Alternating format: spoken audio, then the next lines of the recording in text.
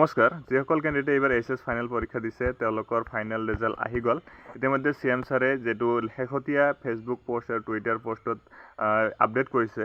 তেওঁ জনাই দিছে যে এইচএছৰ যেটো ফাইনেল ৰিজাল্ট আছে 2026ৰ সেইটো আহিব আপোনালোকৰ 28 তাৰিখে। এইটো মাহৰে 28 তাৰিখে আপোনালোকৰ ৰিজাল্টটো পাই যাব। 28 of April this month এইটো মাহৰে 28 তাৰিখে আপোনালোকে ফাইনেল ৰিজাল্টটো পাই যাব।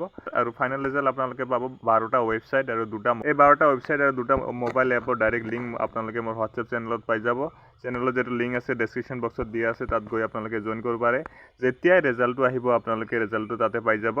আৰু আপোনালোকে বাকি যেবোৰ হেৰি আছে বাকি যেবোৰ ফেক নিউজ আছে এনেধৰণে আপোনালোকে নোটিছ পাই আছে, এইবোৰ নোটিছ আপোনালোকে ইগনোৰ কৰি দিয়ক। 24 তাৰিখে কথা কৈ আছে, 21 তাৰিখে কথা কৈ আছে, এইবোৰ টোটালি ফেক হয়।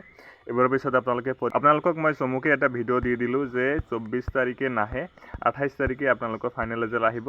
CM ছাৰৰ এইটো ফেচবুক পোষ্ট হয়, টুইটাৰতো পোষ্ট কৰিছে। আপোনালোকে যদি বিশ্বাস নহয় তাতে ফেচবুকত টুইটাৰত চেক কৰি চাব পাৰে। হিমন্ত বিশ্ব শৰ্মা সাৰ্চ কৰিলে আহি যাব।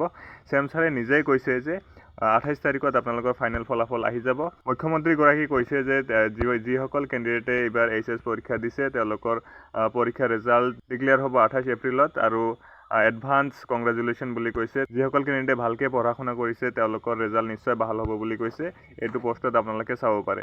তো আপোনালোকক আৰু বেলেগ একো চাবলৈ দৰকাৰ নাই। যেতিয়া ৰিজাল্টটো আহে 28 তাৰিখে ৰাতিপুৱা 10ৰ পৰা 10:30ৰ ভিতৰত আপোনালোকৰ ৰিজাল্টটো আহি যাব। 10 to 10:30ৰ ভিতৰত ৰিজাল্টটো আহিব লাগে। ডাইৰেক্টলি যদি লিংক আছে 12টা লিংক আৰু 2টা মোবাইল এপৰ যেটো লিংক আছে ডাইৰেক্টলি মোৰ হোৱাটছএপ চেনেলত পাই যাব। আপোনালোকে ইয়াতে জয়েন কৰিব পাৰে। তো আজি কাৰণে আছিল ইমানে। ভিডিঅ' যদি ভাল পাইছে লাইক কৰি দিব, লগতে চেনেলটো সাবস্ক্ৰাইব কৰি দিব। Thank you so much. Thanks for watching. Video দেখাৰ বাবে ধন্যবাদ। জয় আই অসম।